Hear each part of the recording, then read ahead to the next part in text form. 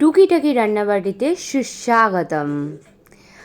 আজ আমি বানাবো ফিশ হরিয়ালি। এই ফিশ হরিয়ালিটা কিন্তু খুব সুন্দর খেতে হয়। তার জন্য আমি মিক্সিং জারে নিয়ে নিয়েছি হাফেরও কম পরিমাণ টমেটো, 2 পিস মাছের জন্য, আর 2টো কাঁচা লঙ্কা, 4-5 কোয়া রসুন, আর সাথে নিয়েছি ধনে পাতা, পেঁয়াজ, আর অল্প অল্প করে নিয়ে নেব ধনে, জিরে আর হলুদ গুঁড়ো। সমস্তটা ভালো করে পেস্ট করে নিয়ে আমি এই মাছ ভাজার তেলেই পেস্টটা দিয়ে ভালো করে কষাতে থাকবো।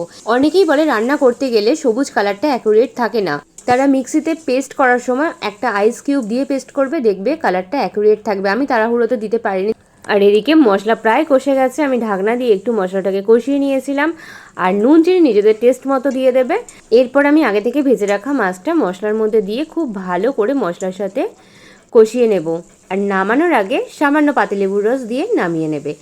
একদিন এইভাবে ফিশ হরিয়ালি করে দেখো, সত্যি খুব ভালো লাগে। বিশেষ করে পুদিনা পাতা দেওয়ার জন্য ফ্লেভারটা যে এত সুন্দর আসে বলে বোঝাতে পারবো না। টাটা, দেখা হচ্ছে পরের রেসিপিতে।